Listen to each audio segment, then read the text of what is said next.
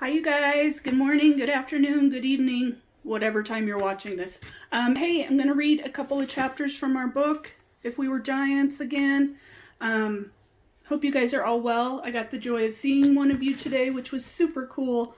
I miss all of your faces a lot. So, anyway, chapter 3, Kira and her father were just coming home. And remember, they had, on chapter 2, she was a little nervous. Some other guy came and told a story. And then on chapter 3, Kira and her dad were going home. So, chapter 4. As she trudged up the steep slope with her father, Kira scanned the hillside's thickest of brush and jumbles of rock formations.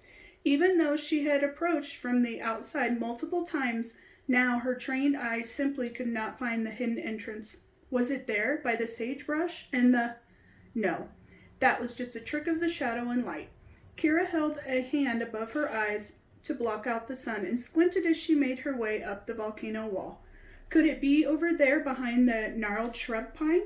Maybe. But then why wasn't... Gotcha! Kira let out a squeal as she was grabbed around the waist. She spun around to find her friend Tatu, who had slipped out of the crack of the hillside surrounded by a clump of thorny bushes. The girl threw back her head and laughed, her unruly nest of hair flopping all over. The look on your face gets better every time. Kira placed a hand over her racing heart and blew out a stream of air. If you keep doing that, I might just stop coming home altogether. Girls, hush now. Kuzo, one of the official watchers at the post, peeked his head out of the narrow opening in the rock wall and shook a finger at Tatu. A good helper should know better. Come inside. He beckoned them forward and nodded at Kira's father. Welcome back, Taro. You must be glad to be safely home after your travels. Taro made a fist and touched it to his forehead. Zidu provides, he said in greeting. As Kira slipped through the crack and made her way through the twisting tunnel carved into the rock, she once again marveled at how so many of the Zudans, even the grown-ups, seemed intimidated by the prospect of going outside. It gave her a little thrill of self-satisfaction to know she had seen things that few of them ever would. But as she emerged from the tunnel into the ledge inside the volcano crater, she had to admit it was good to be back home. One of the benefits of traveling outside was being able to see Zidu through fresh eyes whenever she returned, and feelings of awe and pride reawakened every time. The morning sunlight filtered through the opening far above, softly illuminating the intrinsic levels of terraces that made up their concealed community. Dozens of great overlapping ridges carved into the rock house over her head and fell away beneath her, like a giant spiral staircase. Some had groupings of huts. Sorry guys, I keep losing my place. For the various clans and little villages, others supported land for crops or livestock or places of gathering. And far below, at the very bottom of the volcano's interior, was a pool of fresh spring water that served as the lifeblood of the community. But Kira didn't have time to dwell on the amazing architectural accomplishments of countless generations of Zudan people, because Tico spotted her right away, scoping out the hidden entrance sunup, waiting all morning for their return. Kira! He raced over and rubbed at her coat. How was the outside this time? He asked eagerly. Oh, you know. She shrugged as casually as possible. It was pretty good, I guess. Kira faked a big yawn. Stop teasing! Tico put his hands on his hips.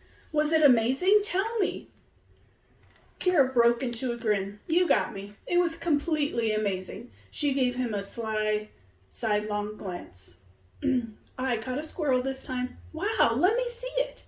Tico dove for the pouch, tied to her belt, grabbing at it with both hands. Kira pushed his arms away. I don't have it anymore. I felt bad for taking it from its home, so I let it go. Tico crossed his arms and huffed. You didn't catch any squirrel. Kira's grin got wider. So that means you believe they do exist? No. If I get another one, do you want me to bring it back? Yes. They both laughed. Tico looked over at where their father was still talking to Kuzo at the entrance and lowered his voice to a whisper. Did you talk to him about me going with you next time? Kira tousled his hair affectionately. One of the things she admired about her brother was that he didn't share the usual Zudan fear of everything but on the crater walls. Tico was dying to get outside someday. Oh, Tico, you know he won't think about it until you get to helper age. His shoulders slumped. It's not fair. Kira glanced back at Taro. She still tied up in the conversation, but I did bring something that might cheer you up. Really? What is it? Tico was back at her, jumping up like a puppy. Show me! She laughed and untied the pouch. First, I got you this little treat. She pulled out a sack of honeyed nuts, which he accepted eagerly. Hide those from Maja, or she'll only let you have one or two at a time. Oh, I will. Thanks, Kira. And I bought you something else. She glanced around conspiratorially. If you can keep a really big secret. Tico's eyes went wide. No way. You found more? Kira nodded. She reached back into the pouch slowly, removed her fist. With a dramatic flourish learned from watching her storyteller father, she unfurled her fingers to reveal the 3 rough arrowheads she'd found while walking next to a creek. Kira dropped the gifts into Tico's open palm, and he went silent as he studied them. War and weapons were foreign concepts to Zidu. I don't know if it's Zidu or Zudu. Either way. The only knowledge of battle their people had was from stories Taro told around the cook fires when he visited the various clans in the community. Kira knew these stories were meant to be cautionary tales, examples of what could happen to their society if they stopped cooperating. But the taboo nature of the subject had the opposite effect on Tico and his friends.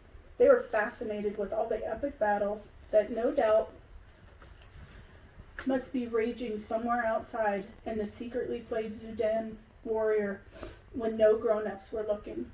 He lifted the biggest arrowhead and turned it his way and that, this way and that. These are incredible. Thank you so much, Kira. She gave him a stern look. Now, you better hide those, even better than you do the treats, understood? Or we'll both be in trouble. Tico nodded reverently. Then his face lit up. I have the perfect place, my secret spot. Come with me, I'll show you. Kira called to her father. I'll look after Tico. We'll be home in time for lunch. Taro waved at her, and she hustled to join her brother. She smirked at the idea of a secret spot. Pretty much every nook and cranny in the volcano's interior had been mapped out years ago. Nothing was truly hidden in Zidu. There simply wasn't enough room for secrets. They neared the end of the ledge, where they entered the volcano's interior, but Tico ran past the stone staircase carved into the crater wall. There were many ways other than the stairs to get from one broad terrace to another. You could rappel down the climber's rope or take the crank-powered wooden elevator, but Tico preferred to, woohoo! He yelled as he leaped straight off the ledge and plunged into a cushion of moss and leaves waiting below. Kira rolled her eyes, and yet she had to admit she made the same jump that was fun to feel her stomach flip-flop as her body rushed through the open air. She popped up from the soft pile and had to jog to keep pace with Tico as they circled the volcano's towering walls, heading to his hideaway. Kira waved to people as she rushed past. There was Mina, one of the old teachers, playing with a group of small children in front of her hut, and there was Samos, who delivered fresh milk each morning from the goat pens, and a group of builders and their helpers patching up a suspension bridge that spanned 2 prominent terraces. It was comforting to watch the Ziduans care for their home and for one another. As Kira got older, she took in more details about how the community functioned. Everything was in balance. Her people lived in harmony with each other and the resources that the volcano provided. Tico had climbed up a series of staircases until he was more than 3/4 of the way to the rim of the crater. Kira, not so well rested from her all-night journey in the cart, found herself wheezing as she tried to keep pace. She looked up to see her brother beckoning to her. He had stopped at the base of one of the courier zip line stations. By the time she made it up the terrace, Tico had flopped on the ground, panting, and was watching the couriers. The station, one of the 6 evenly spaced out interiors of Zedu, was a wooden platform up on an 8-foot supports. Zipline cables radiated out like spokes of the wheel, connected to various terraces clear across the other side of the volcano. A Zeduan citizen, sorry guys, I keep stumbling over that word, I don't know why, who needed to send something to a different clan, brought it to the station and dropped it off. Then a courier put it in his pouch, secured themselves in a harness attached to a zip line, and stepped off the platform that extended right out over the lip of the terrace, hundreds of feet above the ground below. The result was an exhilarating ride through the air to a delivery spot. Tico watched rapt as another carrier stepped off into the nothingness, and in mere seconds was no bigger to the eye than a dot, zooming halfway across the vast volcano. Kira sat down and nudged Tico. That would be a perfect job for someone I know. It would be fun, Tico admitted, but you know, I want to be a builder. They sat there for a moment, catching their breath. Well, Kira finally said as she looked around, aren't you going to take me to your hiding place? Tico put a finger on his lips. He was watching the activity on the platform closely. We have to wait until they're all busy. A few minutes later, a man climbed the steps and approached a helper while another helper assisted a courier with his harness straps. There were no other couriers or helpers to take notice of the 2 kids down below. Tico jumped up, grabbed Kira's hand, and pulled her underneath the wooden stairs. They raced along below the courier platform, made it to the rock wall where the structure was secured, and then Tico wedged himself into a crack of the wall and disappeared. Kira was impressed. Tico had actually managed to find a hidden nook. And the positioning of the courier station would keep praying eyes away from it. Clever. When she followed him into a cave that formed a little room, she was even more impressed. Using material that was clearly left from various construction projects, he and his friends had built tables and chairs, a couple of hammocks, and even a target board for a game of Raleigh darts. Wow, Tico, this is nice. The builders would be crazy not to take you when you're old enough. Thanks, Tico beamed at his praise. It took us forever to sneak in all the supplies. He stood on tiptoe and retrieved a wooden box from a little shelf of rock and stashed his arrowheads inside. It's been easier lately because all of the grown-ups are getting ready for the Harvest Festival. Oh, that's right. I forgot about that. Kira had been away a little longer than she realized. I never forget about that. It's my favorite time of year. You like that more than you like your birthday. Way more. The grown-ups are always so busy during the day. Hold on, guys. Give me one sec. I might have to do this in 2 different videos. Okay, nope, we're almost done. And then they go to bed early and sleep hard all night. Us kids can do whatever we want. Kira smiled and shook her head. She should have known. Tico tugged at his cloak again. Now tell me about your adventures this time. Don't leave anything out, and no teasing. Kira laughed. I promise. They cuddled up in one of the hammocks, and she told him everything she could remember. When she listed the animals Paja had pointed out to her as they hiked along, Tico peppered her with questions about the beasts they'd hide from, especially the crocodiles. She told him about a place on the riverbank where the water was so wide you could hardly see the other side. She described what it was like to almost lose yourself in a real forest. She reported on what the kids were wearing in distant villages, along with what games they were playing. When she finally tired of answering all of Tico's eager questions, she yawned and stretched. We should be getting back. I know Maja will want to know where we are. Tico grumbled a bit before reluctantly agreeing. Then they snuck out from under the courier platform and made their way home. Huts were arranged in a semicircle and formed a courtyard where the children could be watched by all the parents of their clan. Kira became a bit nostalgic for the times before she was a helper, when there were countless hours to play out here with all of her friends. The courtyard was empty at midday, however, with everyone either off at school or doing their jobs around the community. Maybe she could sneak in a nap before. Kira! Her mother burst from the hut and came straight for her. You're here, you're safe.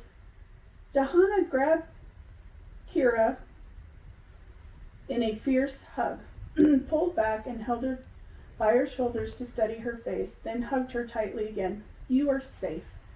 Wow, Kira knew Maja was perpetually nervous when her daughter was on the outside, but this welcome seemed different somehow, a little more frantic than usual.